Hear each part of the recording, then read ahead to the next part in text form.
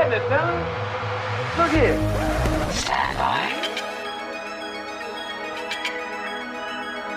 One for C-Lab, two for Joy Eagle, three for Wolverine to round out the trio. In this episode, everybody dies. Broadcasting live from inside the Power Band, this is The Blah. In this episode, everybody dies. I'm your host, Kevin, along with my hetero life partner, Chad. What's up?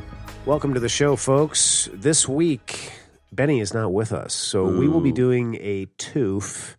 Boo. We will be doing a toof. Chad and I like to talk about war, political, geopolitical intrigue and espionage. Government-y. So, yeah, we decided to tackle the 2007 Mike Nichols film, Charlie Wilson's War, which is based on a book, which is based on true events. Starring Tom Hanks, Philip Seymour Hoffman, Amy Adams, Rachel Nichols, John Slattery's in it. It's good. Let's get some high level. High level. You had not seen this one, dude, and I had not. I'm curious what you think. I would appreciate a Kev level. I love movies like this. I don't really have any complaints about it. It's kind of biopic-ish because it's based on real events, you know? I love movies like that. I like movies with this subject matter. It hits very close to home. Obviously, you know, like what's going on right now in the world is kind of totally insane. I think everybody knows that. And it's timely in that sense. As a film, I really liked it. I think my only complaint was that it was too short. Like I felt like it just needed a little. I felt it needed a little bit more meat. Although I didn't really feel like there was anything necessarily missing. It was one of those situations that I felt the ramp up was a little bit longer than like the meaty middle and the sort of the wrap up. So like I don't know that other than that, I thoroughly enjoyed it. You know. Great actors, sweet. Great script, great everything, you know. Seymour Hoffman, wow. Yeah, no doubt. Just great. God, cool, I'm glad you liked it. Yeah, I loved it. What about you? Yeah, I've seen this one a few times over the years. I don't know when I saw it originally, probably, I don't know, 2012, 13, 14, something, who knows. Sure. It's in my wheelhouse. I do like political shit like this.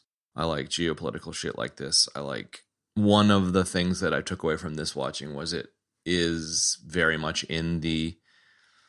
what's the fucking name of it? What? Well, we've covered stuff like it. I'm just trying to do this for editing.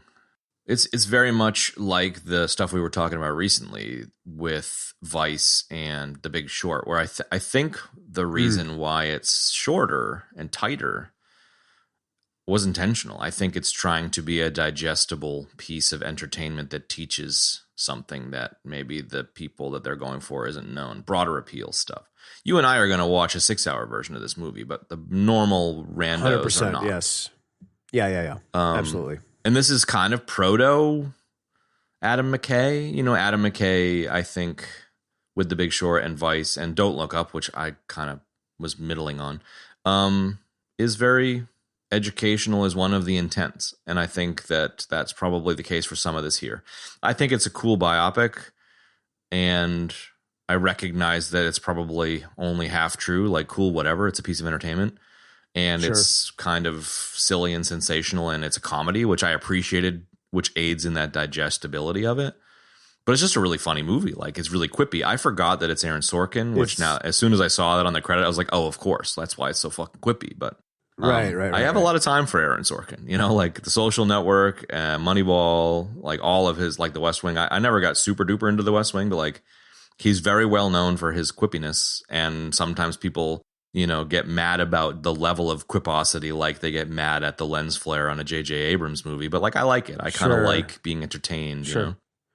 So it's just a very entertaining, enjoyable story that does kind of go in a straight line, but it does kind of inform and it entertains. So it does do all of those things, and that's I think what makes it good and digestible. I mean, you can make an argument that it's like, okay, you're making it, you're kind of putting you're you're lightening up behavior that's happening in the government that's really just kind of not awesome. But at the same time, by virtue of what he did in the story, right, and which was real, like was a good thing. You know what I mean? So it's you like, see how the sausage gets made, right? Like it's kind of interesting. you do see how the sausage gets made, but like I don't know. The weird thing about like what I liked about Charlie and was that he was such he's such a stereotypical kind of candy stealer, you know, baby kisser.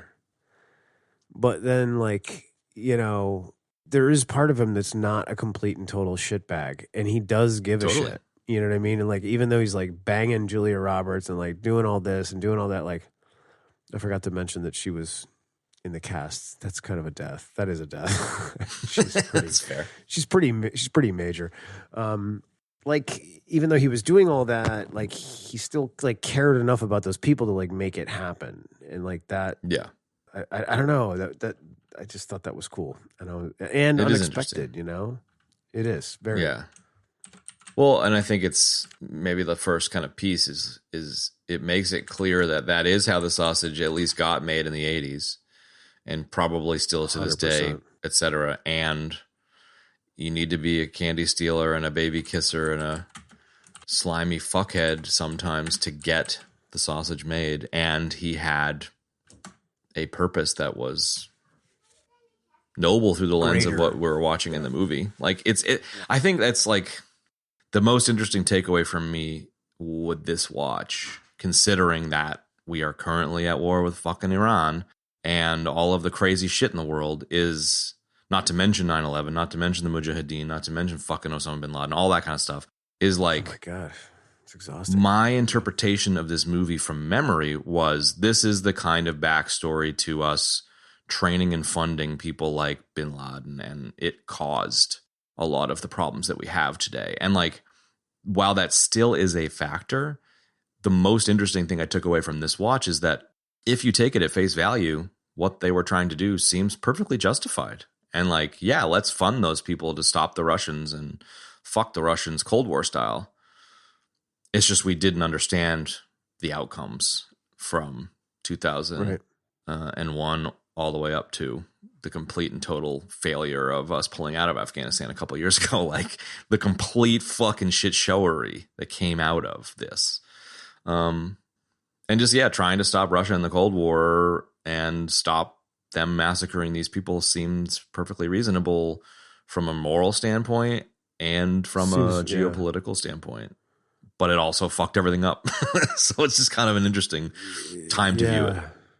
It is. It's very simple too. Like it's such a simple, noble, like premise, right? It's like we need to stop these people from getting slaughtered. So let's give them an edge because that's all we really can do. So we don't, nobody knows it's us. I'm sure right? It's overly simplified. I'm sure there was a lot of complexity and nuance, and the government literally funds America Fuck Yeah movies.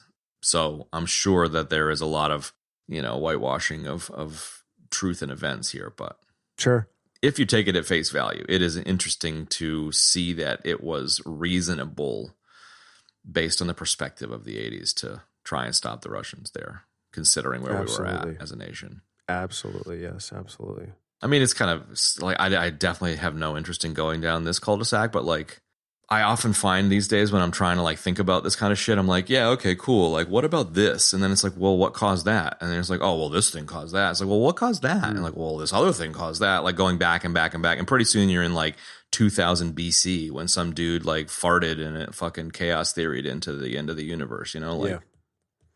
You have this particular thing is a Cold War thing. And how did the Cold War start? At the end of World War II. And how did World War II start? Right. Because of World War, like, it's like, holy shit, guys. How far back does this go? So it's just like, that's a humongous fucking cul-de-sac we can just drive right by. But sure. I don't know. It's always enjoyable to be entertained and think about these types of moments in time and what the ramifications were, especially considering we're involved in the Middle East right now. I agree. Even when you're thinking about that giant ball of shit that's gone back 2,000 years, like it's interesting. So I don't know, like it's funny. Like I'm kind of curious, like how did you take the vibe of the movie? Like, I found myself just really like charmed and chuckling throughout most of it. Yeah, same. It was very, it was funny. And I really enjoyed, this was a movie where I really enjoyed watching the actors do their work. Sure. Right? Like I've always enjoyed Tom Hanks. Like, it's hard not to like Tom Hanks. Like, he does great work, and it's great to watch him work. And Yeah, like no doubt. Philip Seymour Hoffman, I didn't even know if Philip Seymour Hoffman was in this movie. And like when he No, came it's one of in, his I was best like, performances, honestly, man. I love him. I was like, dude, look, we did Moneyball. You and I did Moneyball recently, and he's in Moneyball, and like he has a small part, but it's like he's so good. Yeah, dude, he's like Stormare, dude. Everything he touches, he just adds gold to. Exactly. So like I just loved him. Like, I didn't know he was in this, and like when he came in, I was like, oh wow, really, dude. Especially This is his awesome. opening scene, man, is fucking hilarious. It's fucking hilarious. When he's screaming at Slatter, yeah, it's great, man. Yeah, it's so funny. He fucking breaks the window at the end. Oh my god, it's just so fucking good. So good, and his whole character, just the mustache, the hair, the weird glasses, dude. like just his get up, like his whole like attitude was just great. I just loved it. It was really funny and really, really good. So like I spent a lot of the time just enjoying watching these actors do what they do best. Yeah, totally. I really, and you know, in that, I want to say that jumped out at me. Like Hoffman's always great. Like Tom Hanks is always great. But like the girls in his office, They were great, man. were awesome. They were hilarious. Like at first when like it's like, they start talking like, oh, Charlie loves girls. He loves women, like blah, blah, blah. And then like he walks in his office and you see these like, these attractive women, like these babes working there. And I was kind of like, okay, right. Like that's what he likes. Right. And then it's like, when they start showing like how they work with him, which they did a lot in the movie, like I was like, this is freaking fantastic, man. Like it was great. Yeah. Like there was like 4 of them. Very It was West like, they Wingy. all- Very funny. Yeah. I didn't really watch West Wing. That's not really my type Well, just of in the thing. sense, like, I just feel like, Sorkin is going to be very talented at situation room, political, fast moving things. And I just like, he takes probably years of figuring out how to tell situation room stories and then layers in that, 60s, 70s, 80s chauvinistic, like layaways to the ladies. And then the ladies are really funny and savvy and get shit done. So there's like a multiple level kind of thing going on there, Yeah, absolutely. They were great. Like the girls were just culminating in fantastic, man. Julia Roberts at the bar towards the end. Yeah. Where yeah, the whole totally. movie he's like jailbait, and then she just walks by and he's like sluts. It's like, Yeah. I don't know. It's like the final punchline to the joke because she's wrong and right in some ways in terms of the perception. I don't know. It's just like there's a lot of really funny shit going on. Absolutely. Yeah, so like I don't know, like that to answer your question, like that's what I really enjoyed about it. Like yes, it was fun, it was light, I was chuckling, and it was like I just loved watching these actors work in this movie. It was great. The script is really great.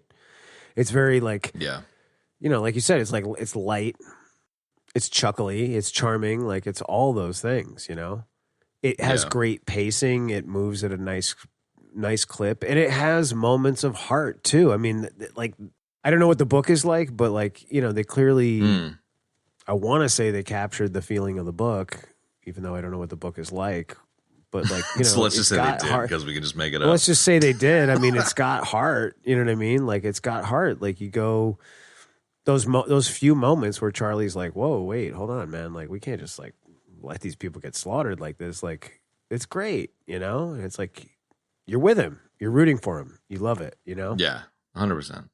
Well, and like I don't know, I was familiar with the plot, so I wasn't surprised by anything per se. And then the credits roll, and it's like Aaron Sorkin, Mike Nichols. I'm not super familiar with Mike Nichols as a creator, but like looking at his credits, I know all of his work. Not Like The either. Graduate and The Birdcage and Biloxi Blues and Postcards from the Edge. So he's like clearly a very, very good storyteller. This was his last movie, evidently. Like he died in What? 2014, but this is his last credited movie. So I guess you get a good director and a prolific, punchy writer, and you get great cast. And here we are.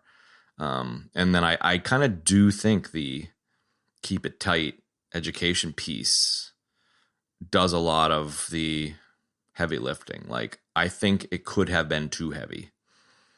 And maybe if you wanted a longer version, I think it's just a different movie on the topic is maybe what is the better outcome, you know? Like, I kind of like that it's tight for the sake of being broadly entertaining. Because I want people to know how the sausage is made that maybe aren't interested in watching fucking the how the bill becomes a law animation shit.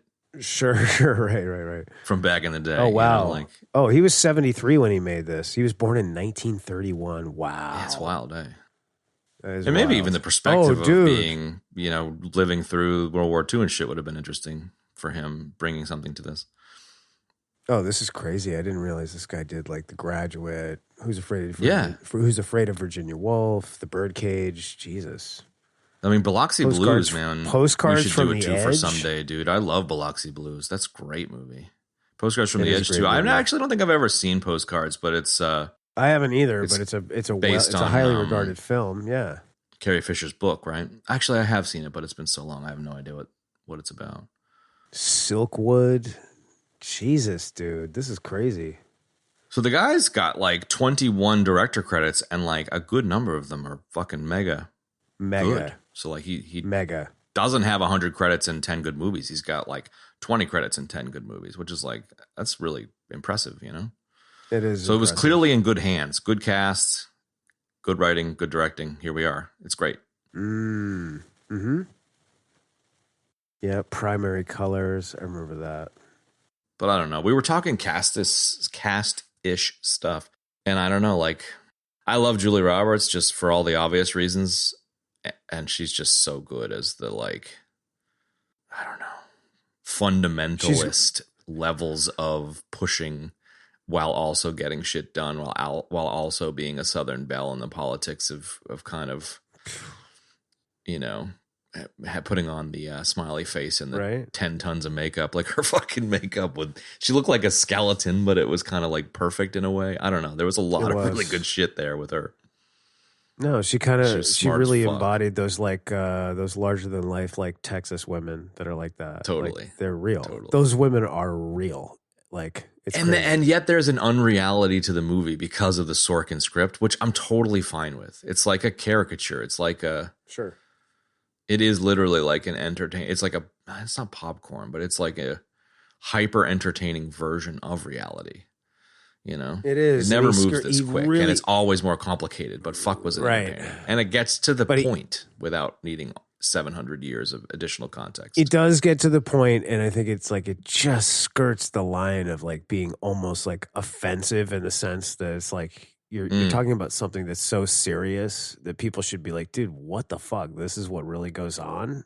And instead you're like almost making light of it, you know? Like it really just runs like this razor's edge of that, you know? And it's like, you know, but you're right. It is entertaining like that. It's like a super hyper entertaining version of like real events. Like it's it's crazy like that. Right. Yeah.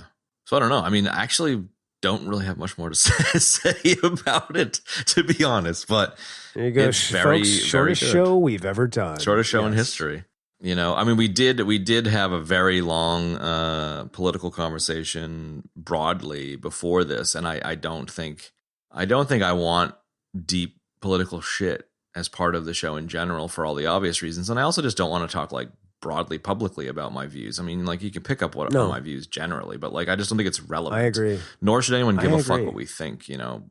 So it's not super relevant, but it is interesting how, you know, this time frame, the decisions made here, and especially at the very end where Charlie's trying to get funding for a school and everyone's like, no one gives a fuck about schools, and what that ended up, you know, meaning. Exactly. And like I'm not going to spend $1 million on a school.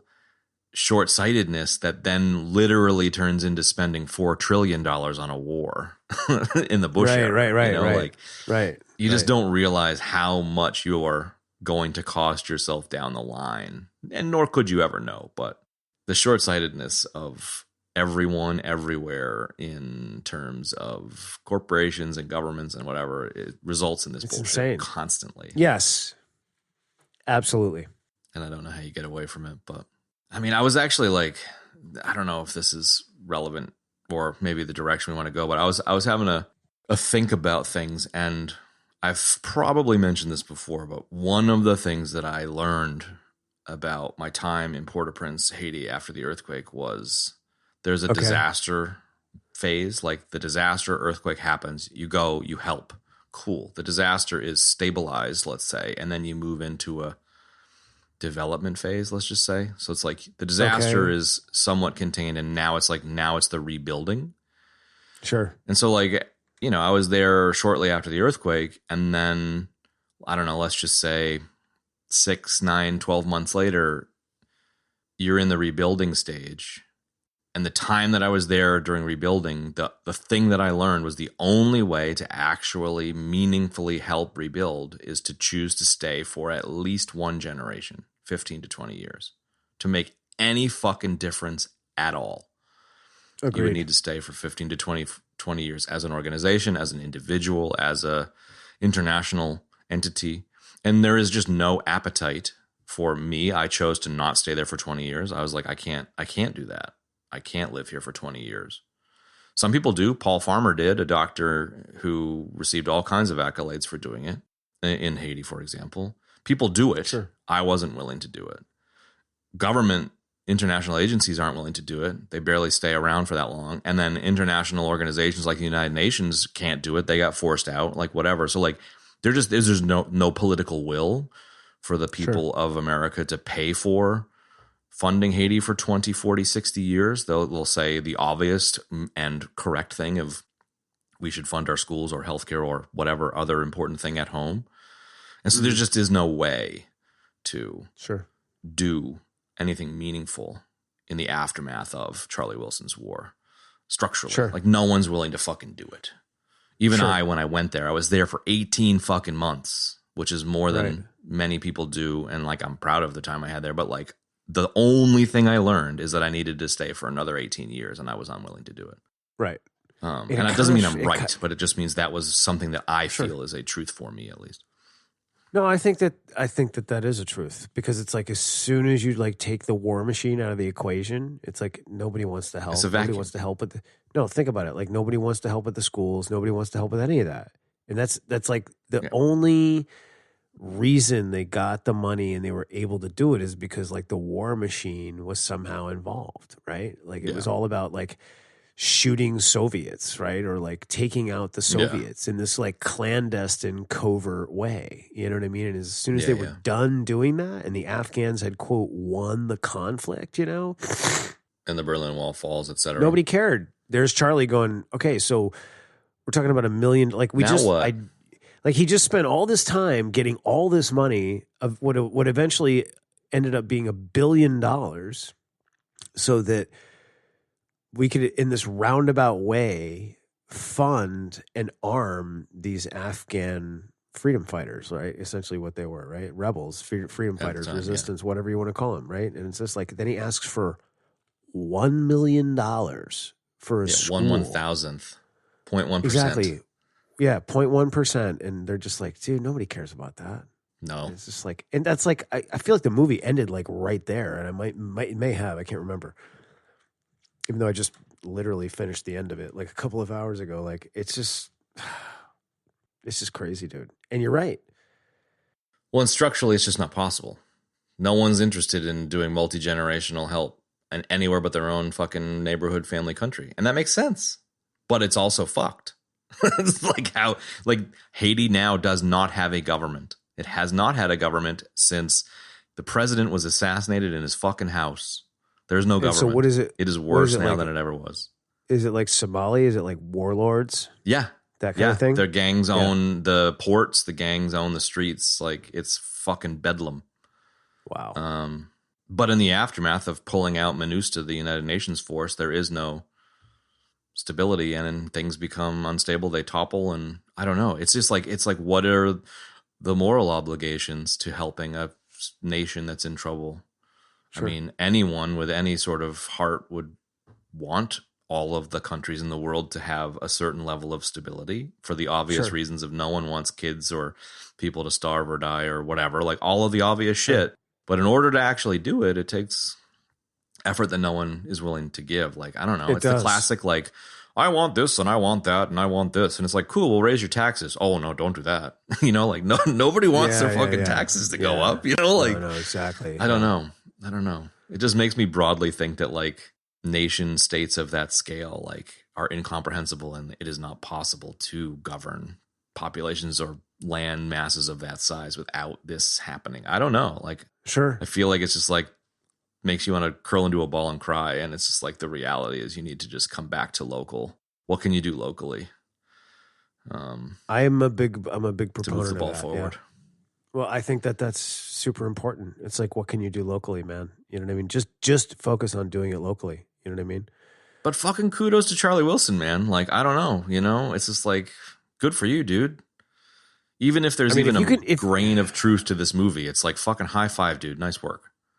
Yeah, exactly. Let's assume for a second that it is true, right? All of it's true. So it's like, if a greaseball like that can get something like that done, like, goddamn, good for him. Like, that's great. And yet it's still toppled at the end because no one cares. But okay, fine.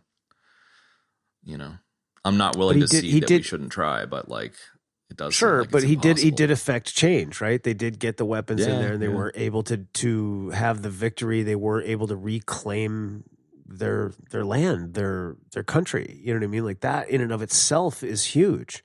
The fact that he wasn't able to continue and get the money for the schools and the people and on and on, it's like, you got it. Like, enough is enough at some point, right? You got to you got to be like, well, like, you know what I mean? Like, just the fact that we committed that much money just to help them beat our biggest enemy at the time, that's a lot, man. You know what I mean? Like, where do you cut it off? You know what I mean? It's like, where do you say no? Yeah, that's the thing. Well, and then how far do you go? Like, it sounds like I was just doing a little bit of digging just to understand where the conflict came from, and evidently, like, a communist coup occurred in the late 70s that then aligned with Russia, and then we fucked around. We knocked over the monarchy. We caused a lot of the issues that then turned into this, which then turned into, funding them to beat our enemy. And then that turned into this other thing. And then that turned into Osama bin Laden. I don't know. The only constant truth is that when you think you're going to get X result because it's important and you piss a bunch of money into it, you get the opposite. Like, it seems like a constant thing. Sort of seems that way, yeah. Right? Complex systems kind of thing. Like, you think you want this thing. Let's go fucking, bomb Iran because that'll be good for the world. And then the fucking opposite. You're like, oh, yeah, no. That thing we wanted, it turns out. It had the opposite effect. Sorry, right? Oh, oops. Okay, so since we don't have the usual amount of time that we would have for a normal episode, and because we don't, we don't like to get sucked down at, like, we don't want to get sucked into like an infinite political sort of rabbit hole. And this movie really kind of hits, parallels a lot of what's going on right now in the actual world. Why don't we just bits and bobs it? But let's not just babble for the sake of babbling. So, no. That's what I mean. Let's bits and bobs it until the end here. Let's talk about what else was great, and moments, scenes, whatnot. I mean, Peter Garrity, who I think I was introduced to, he's the Texas dude that comes in about the nativity scene. He is the judge in season 1 of The Wire. I don't really know him from much other shit. That's where I know him from. Yeah, he is. He's the guy that, like, McNutty tries to get the wiretap from. So, like, he's great. The scene with him and his daughter, played by Emily Blunt, in a very small role here. Like, obviously, infinite love for Emily Blunt. And I don't know, that whole dynamic is really funny, dude. Like, Peter Garrity being like, how dare they with the nativity? And Charlie's just like, just put it down the road, man. And the guy's like, no. And they got cowboy boots on the table, and he keeps getting interrupted. It's just, there's funny. 35 churches within a 1 mile radius where you could put that nativity scene. Like, yeah, it's funny. Man. It was good. And then you get the obvious playboyish shit where Emily Blunt's in his room without pants on later. But, like, I don't know. That whole little thing is really tied up in a bow and totally. I thought it was odd that she got like such high billing on that movie, and she's only in it for like literally 5 minutes. Yeah, she's barely in it. I mean, it could have just been like, I don't even remember when Devil Wears Prada came out, but like, she was an up and comer. I mean, why not throw her name at the top and get you there? Who knows? She made a lot of waves with Devil Wears Prada. That was 1 year. So this movie probably That's probably what it was. Yeah, I bet you Devil Wears Prada had just blown up, and she had just kind of gotten that iconic billing status, and so they probably just threw her on the poster with the name kind of thing. Sure. Like, I'm not at all being disrespectful. Obviously, I love her in general, and she is quite good in this, but it is a very small role. Yeah, absolutely. And very funny that she falls asleep on the couch. Yeah, that was funny, man. Right? It was like kind of a. It's tropey. It was like kind of a nice how do you do or a nice fuck you to Charlie, however you want to. Yeah, frame it. It's a tropey little thing. It's a tropey moment. I've never really been huge, nothing against her as an actor, but I've never really been like massive on Amy Adams.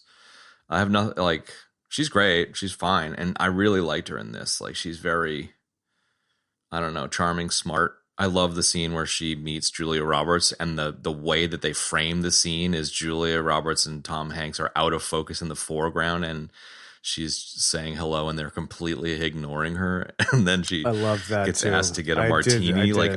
It's so Sorkin, but fuck, is it funny, man? And she's like, "Yeah, I'm not a slave girl, I'm not know. So I'm the assistant. I'm not. And like, yeah, okay, 2 olives. Yeah. It was good. It was really good. It's so good. And I think they must have done it intentionally in the edit, but she gets put in her place, told to go get a drink, then gets slapped down and like, no, 2 olives. And then it cuts to them going upstairs where the drink that she's getting probably never got to her, which I think is even funnier, you know? I noticed that as well, and I thought that was super great. funny. Yeah. It's super funny. I mean, she absolutely fucking killed it in Arrival. Like, I think Amy Adams? my comment about not having a lot of time for Amy Adams is because I wasn't familiar with her chops or her work. It's nothing to do with her. Sure. And little things like this role, but also Arrival were just mega. We did do Arrival. No, we didn't. Yes, we did. I'm pretty sure we did. No. You don't think so? I'm almost 100% sure we did. Okay, Chad and I are going to have like a nerd off here about what I'm shows we ejecting did. to find out. It's all right. We're going to both eject. I do Arrival? Yeah, no, we didn't do that. Why one. have we not With done Jeremy Arrival? Renner? What the fuck, man? How have we not done that movie? If we have done it, then I'm just having a complete and total moment of lapse of memory, but I'm pretty sure I'm right. You're right. Based on what I'm seeing, you're right. And I am dead for ejecting, and I'm dead for doubting, and I'm dead for saying we did it. That's like a fucking, I don't know. It's a triple. Okay, so hold on. That's a lot of deaths, bro. Wait, I'm requesting the triple kill Halo sound effect for me dying 3 times that quickly. That was like a Spawn campy triple layered death. Halo. Wait, triple kill Halo. You know, it's like double kill. Yeah. I like that. Triple kill Halo sound effect super death. Exactly. Hang on, no, I'm ejecting again to listen to the sound effect. Oh my God. So that's a. God, I loved Halo. Man Geek Sunday was the best. It was the best. Double kill, triple kill. Oh yeah, and then like your shield charging back up sound. Oh man, I haven't played Halo in a long time. I love Halo. Speaking of Charlie Wilson's War, I love Halo, the video game. Okay, anyways, I'm watching Halo. What else? I'm just trying to keep up with it. Is that a killing frenzy now? Because I died 4 times. It was probably a bit too long between the triple and the 4 times. The 4th no, death. No, we're gonna. Yeah, but you know how like you get the double kill, but then if you kill someone that's too long, you don't get the sound effect. You know, I think that's what we're in. We're in here. Yeah, no, you're right about that. Okay, so yeah, that's a lot of deaths. That's my bit. I need your bob. What's your bob? You got a bob? Oh my God. Yeah, so we did not do we didn't do Arrival. I don't know why we haven't done it yet. I think I don't know why one of we those have. ones That's we just crazy. haven't gotten around We need to to yet. do that. I know, it's a great movie, man. Dude, it's like one of the best of the last decade. And one of the ones that like really, in my opinion, I think is like she really just crushes it in that, and she's really, really So good. I mean, look, fucking I good. liked her as Lois Lane. Yeah, she was I was kind of fine against with it. type, and I I'm salty like against that. I know those you guys movies, hate those but yeah. movies. I know you do, but like, there's a lot of good going on there, and she was one of them. And a lot of the casting choices were really, really good, including Ben Affleck. As much as people hate to hear that, so like, I think the big movie, Lynn Chaney, Vice. Shout out to that too. well, hold on, dude. She was in the thing that really blew her up was Junebug, a movie called Junebug that she did, Sounds and familiar. that's when she really started getting a lot of recognition. And I've seen parts of that, and it was really, really good. You know, she was really good in it. But she's done a lot of really Yeah. cool stuff, man. Like, and she's got a massive amount of range, dude. She's super comfortable doing comedy movies. I mean, Christ, dude, she was in Talladega Nights, dude. She was like Ricky Bobby's main love interest. You know, that was like still when Yeah. she was still kind of like not unknown, but kind of under the radar a little bit. You know, Sure. because what year was that? Oh, God, how did Which I get on Junebug this? was 2005. Okay, Talladega and then what was, 2006. so Talladega Then was like the she year was before in this, Pick of right? Destiny. Yep. Charlie Wilson was the next year, 2007. Sunshine Cleaning, which I remember that one. What? She was in the Pick of Destiny, the Tenacious Evidently, D movie. her role as Gorgeous Woman, so it must have just been a very small part. But the Muppets, I remember her. She was with the other comedy fuckhead in the Muppets, Jason Segel. Okay. But like, I think for me, it was like her, Man of Steel, The Master. She was in The Fighter. I remember her in that. So like, I was aware of her. Oh, that's right, dude. She was Amelia Earhart in Night at the Museum, The Battle of the Smithsonian. I remember. I haven't forgot seen about that. So I think It's good. yeah, I don't know. Arrival knocked it out of the park for me and took her into the stratosphere for me in terms of talent. But like, I was familiar with her generally. Like The Master in particular probably was the biggest exposure that I had. But she's really just Dude, not a huge piece here, and a really fantastic.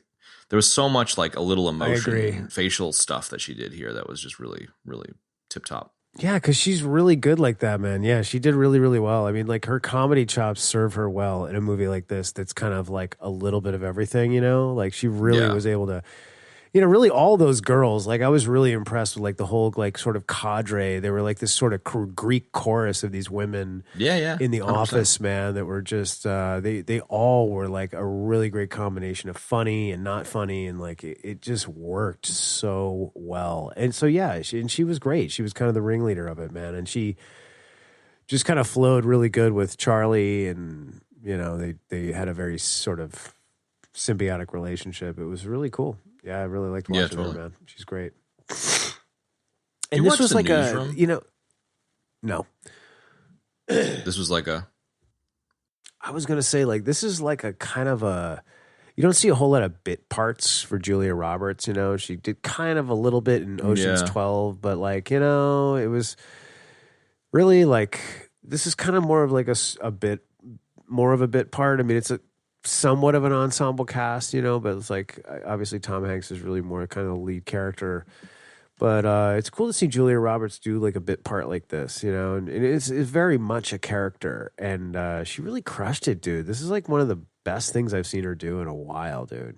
To be honest, Yeah, that's fair. You know, like, because like I Yeah. have a real soft spot for Ocean's 11. I just similarly find it a very, very entertaining movie. And I'm not as big on the other Ocean's shit. I mean, honestly, like Ocean's 12 to me was like an excuse for all of those like castmates to get together and party in Italy. You know what I mean? Like they're like, yeah, sure. dude, Pay me $10 million am bucks. like I'll go that. hang out at Old Mate's Lake Como house. Sure. I am the weird black sheep guy that like I don't like the first and the third movie. I only like Ocean's 12. And everybody else Of is like, course you dude, do. what is wrong with you, man? Yeah, exactly. But Aaron Brockovich is in 2000. That was like a Grand Slam home run for her. Notting Hill, 1999. Totally. So like, I mean, I have a real soft spot for the Mel Gibson Conspiracy Theory also from 97. So it's like up until 2000 is when she was hitting Grand Slams. And then the Ocean's 11 ensemble piece. I need to watch Confessions of a Dangerous Mind again because I love it and just am not recalling her in it. I haven't seen Closer, at least in a long time, Mona Lisa Smile. Like, she's in a bunch of shit, but You're talking about I think Julia you're right. Like, Roberts. yeah, Charlie Wilson's 2007. seems to be one of the better things in that decade from my perspective. And then since then, Okay. a lot of voice work and shit. So like, Oh, she's done for a bunch her. of shit, but Yeah, I just yeah, don't yeah. recall. Yeah. She did the Smurfs, The Lost Village. I mean, gotta love Smurfs. Well, even just like going off of the IMDb rating numbers, right? You've got Ocean's 11 at a 7.7, Confessions of a Dangerous Mind at a 7. Like those are obviously considered good. Closer at a 7, Charlie Wilson at a 7, and then you've got like a bunch of 5s. August Osage County. I think I listened to an American Scandal on that one. I can't remember what that's about.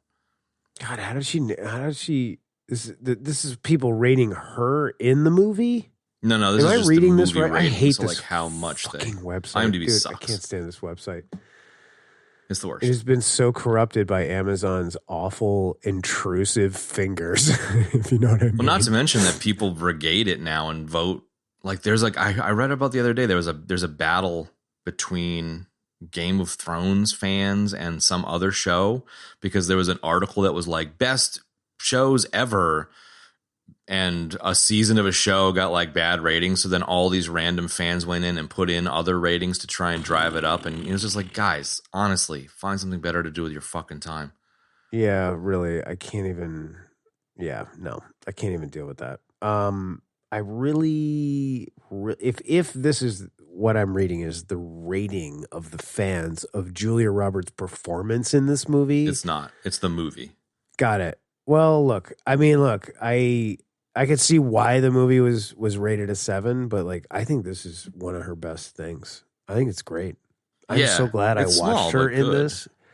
It is, It's a but really like she's important like role. like It's a really important it is a part of the movie. super important role, man. It's like she's like a very much a catalyst that like gets this whole story moving, right? But like the thing is that like excuse me, her and Hoffman really are very similar. Like they're both playing these very interesting characters, man, and they're crushing it. And the characters are interesting in and of themselves, and they're well written. You know what I mean? But I feel like she does like a commensurate job to Philip Seymour Hoffman in her role as Joanne. That's interesting. I actually hadn't considered the structure because the only real thread is Charlie, and Joanne and Gust and Bonnie, played by Amy Adams to a degree, are there to support him through the plot of getting the money and doing the thing. Sure. So both Philip Seymour Hoffman and Julia Roberts are playing mission critical fucking roles with making it so that it's not boring. Because Charlie could just meet with random person A and random president B and yay, success. But it's the quips and the back and forths and the different, stumbles with Julia Roberts and Philip Seymour Hoffman that make it entertaining, right? Like, sure. Yeah. Structurally, that's actually, I hadn't considered that. That's super true. Yeah, I agree. Totally. I think this is one of Philip Seymour Hoffman's best roles, and I agree with you that this is probably one of her better recent ones too. Yeah, for sure. And saying recent is like, bro, that was 20 years ago. I mean, like, well, maybe more 19 particularly, like reading out the stars, it was like from the year 2000. Yeah. When she had Aaron Brockovich, which was mega. From 2000 to 2010, so that decade, there was one or two things in there, and this is it. This is one of them. This is like maybe the top. I mean, Steel Magnolias Ocean's 11 is the only one that's higher her. rated, and her role in Ocean's 11 is similar size to this. Yeah, and what did I just say? I didn't hear you because I am too self-important. Steel Magnolias was a big movie for her too. Yeah, but that was back in the day, right? That was like Closer, which I sure think I saw and didn't like, is probably the biggest blockbuster hit that she had, the Natalie Portman, Jude Law one. Sure. Yeah, Aaron we're Brockovich was like her big deeply into Julia Roberts here, but no, we are once again digging too deeply. Too far. Period. We just did the same thing with Amy Adams. Anyway, let's move on. What else did you like about this movie? Scenes. I'll tell you what I didn't actually like was some of the CG bullshit, shoot 'em up footage stuff. I'm like, I get you need it. I actually preferred it when they had the war footage, the actual footage from real life, not the I know I did Soviet gunship digital machine gun tracer stuff, which Yeah. I don't know. You don't need to spend a lot of money making it look yeah. realistic, but it kind of wasn't very good. No. I get it. That's legit, totally. And I don't really. A lot of times, I don't know. Sometimes I don't think about that stuff. Yeah, and I just kind of get sucked in the story, and I'm like, all right, if I'm enjoying the story, my brain's just like, whatever, dude. It's not a deal breaker because this is not a movie that, the point of the movie is not the believability of the special effects, but it is a little bit of a bummer when they play out. Whatever. I'm just being moody. Dude, actually, just looking at the cast, fucking one of my favorite scenes in this entire fucking movie is in the hot tub at the beginning, where Tom Hanks is trying to be bamboozled into funding a fucking TV show by a Playboy model or whatever. And he's like, wait, what's that on the TV? Can you turn that up? And the guy's like, I am so high right now. So fucking funny. Yeah, that was funny. It's like, yeah, fine. Can you just turn it up? Ah, fuck. That was such a great line. I like that. Yeah, that was good. What was her name? Crystal Lee. Yeah, that was her name. Yeah, it was Crystal Lee. I mean, on the Julia Roberts tip, the Ned Beatty scene where she like blows smoke up his ass to make him feel like he's the hero of the refugee camp was really funny. Sorry, you were about to say something. Did you have one? No. That was it. It was really good. Oh, what the hell, dude? I didn't know Brian Markinson was in this movie. He played Paul Brown. Who was Paul Brown in this? He's got like 6 billion. He looks like he was the station chief in Afghanistan that was blowing him off during that briefing.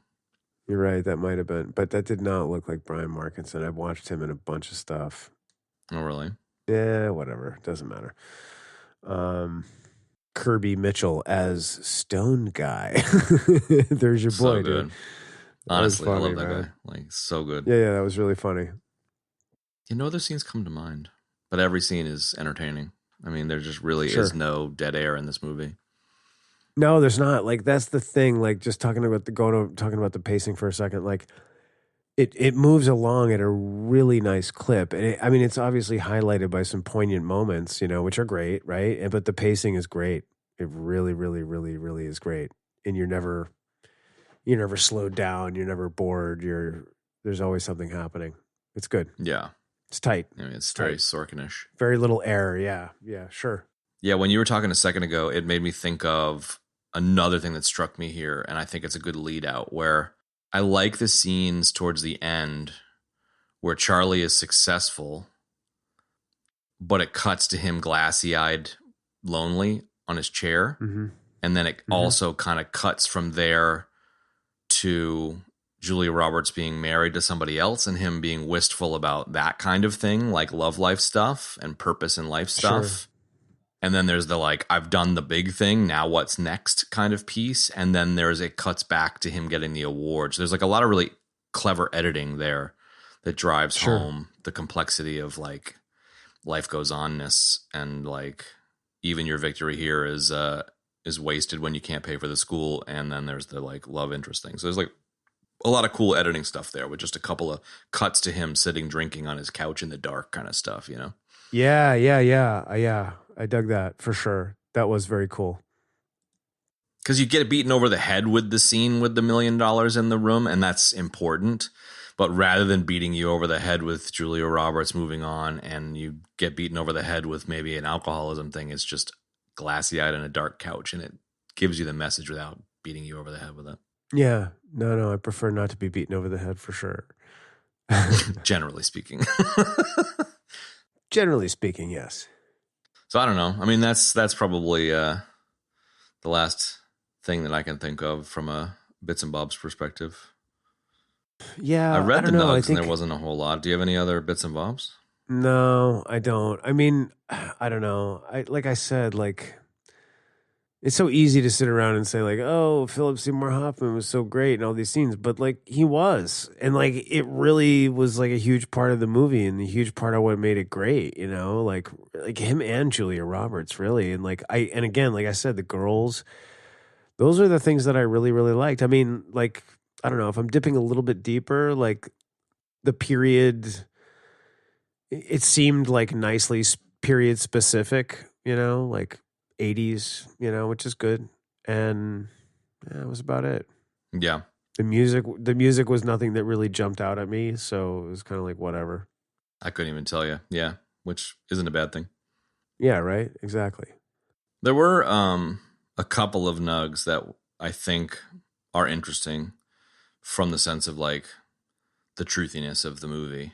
So one, Charlie Wilson was given an empty stinger tube, and it is one of his prized possessions, which I kind of like that idea. And I mean, shit, if a random dude gave me a stinger tube, I'd put it on my fucking bookshelf too, because it's pretty cool. But it's very Conan totally. Sword behind Arnie in his office kind of levels of bravado, which I also kind of find charming and funny. Absolutely, yeah. So like that's one that's kind of random. But I think the two things that I didn't realize, one, Charlie Wilson and Joanne, a.k.a. Julia Roberts, were engaged at one stage in reality, which is interesting. What? Really? So that's kind of like an interesting maybe layer to that dark couch wistfulness. And then sure, I'm glad they didn't take the time to explore that. Yeah, like or love triangle it out or any of that dumb shit. Probably and then at the higher level, still Charlie said in an interview with USA Today that he had no qualms about the movie, saying anything I might have objected to was provable. So like, it seems like it's all true enough and good enough, even though obviously it's very snappy and very, washes over the complexity of the Mujahideen and all of that kind of crazy shit we talked about already. I don't know. It's true enough to enjoy and true enough to actually take some real learnings from, I think, for me at least. Absolutely. Yeah, absolutely. Well said.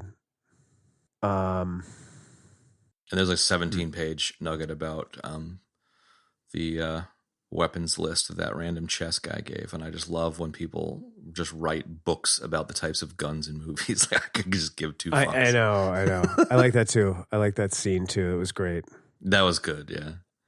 Yeah, it was and the really, shit really that good. he gave him too, that like the little quip where he's like, oh, he's a fucking Green Beret, man. He's like, oh, sorry, I'm a Navy man myself. I'm sorry. He's like, as a person who'd worked with a Navy man, I would expect no less from someone from the Navy. And the guy's like, wait, what? Like there's lots of shit talk.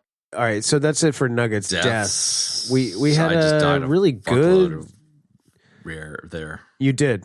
We had a good and interesting showing here. So I didn't mention Julia Roberts was even in the movie, which is a total death because she's been crushing shit for years, as we explored. Chad had what is now the triple kill Halo sound effect super death because but it's the wistful triple Halo super death, because sometimes when you're in a Halo death match and you kill 3 and then you kill the 4th, but it doesn't give you the killing frenzy, you're kind of mad about it. Kind of thing.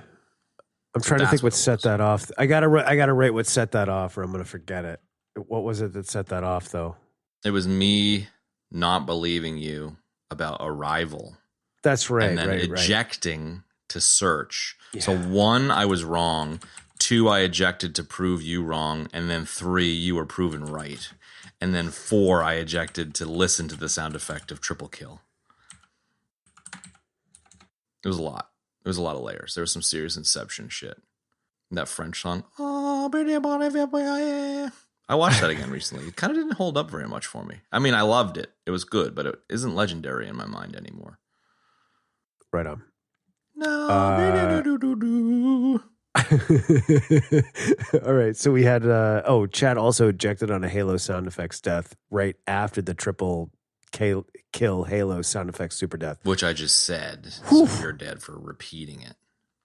Oh my God. Oh my God. Right. Let's end this fucking show. Oh my God. Would I recommend this movie? Yes, I would 100% recommend this movie. If you like any kind of like war, geopolitical, whatever, kerfuffle. Or even entertaining. If you liked Moneyball or fucking it is. Yeah. Big Short. It's entertaining in the way The Big Short is, and then it's like it entertains you while it's telling you like something sort of horrible, Only in the sense that it's like, oh, this is what all the people in the government are actually doing on a day-to-day basis, right? But the cool thing about Charlie was that like he actually did get some good things done, which was cool. So, yes, I would recommend this movie wholeheartedly, for sure. And how? And what about you? Yes, same thing? Oh, fuck obviously. Yeah, totally. Yeah, I mean, even if you're, I kind of feel like it's like there's, like we did Tinker Tailor, right? And like, I don't know. A lot of times when we choose to do twofers, I don't want to make a choice based on what the audience expects. I just want to talk about stuff that I or we find interesting. Like I was talking to a friend of mine, and the details are being obscured here intentionally, who also does some podcasting, and he was talking about a friend who has a big podcast. And so he had this big podcast guy on as a guest. And the big podcast guy was like, dude, it's so nice to come here and talk about this kind of movie. I can't talk about this kind of movie on my podcast. And it's like, what the fuck, dude? It's your podcast. So like, I get it. When you get that big, like you actually like your audience gets fucking grumpy with you. And it's just like, I have no interest in that kind of shit. So I don't either, man. No. I appreciate if you listen to our twofers. And I also am fine if you don't listen to our twofers because you don't like espionage shit. Like that's fine too. Sure. But I think this movie is entertaining on its own and I would recommend it. Yeah. Yeah, and it is interesting to us, and like I really enjoy these sessions with Chad where we get to talk about these movies. So if you don't like it, and I like twofering with Benny too, where we talk about shit that you're not into, and I'm sure you guys feel the same way, bro. Yeah, I know. We just did a Trek movie, and it was a lot of fun. Star Trek 3. I'm kind of jealous. I actually would love to watch the Treks, but. I know we should have pivoted there, but anyway, it's fine. I'm over the whole like save a movie for me kind of thing. Like there's plenty of movies. Yeah, I know. We're not running out of fucking movies. All right, what are we doing next week, bud? So we haven't discussed this with Benny, but I'm sure he'll be fine. We're gonna do Pitch Black, the first Riddick. We need to kind of go back to our roots here. Yeah, origins of Riddick. I like it. Yeah, this is for everyone who's not into geopolitics movies. Yeah, exactly right. Yeah. Okay, great. Good. Yeah. All right. Well, there you have it, folks. Riddick next week. I mean, Pitch Black next week. So thanks for joining us for Charlie Wilson's War. Hope you enjoyed it. Hope you enjoyed yet another war-related twofer. That's it, man. See you next week for Pitch Black. Ta-ta. See ya. And that's going to wrap up this week's episode. If you'd like to check out the show notes for this episode, you can do so in your podcast app of choice or on our website, ebd.fm/episodes/343. Now, if you'd like to join us on social media, switch it up here a little bit, you can join us on Instagram at EBD Podcast. Yay. And if you'd like to help us grow the show, you can do so in a number of great ways. You can rate us, review us, tell your friends to check out the show. And something else. Support us on Patreon. Yeah, that's it. We love you guys. You're great. Thanks so much. Thanks for joining us for Charlie Wilson. See you next week for Pitch Black. So long for now, folks.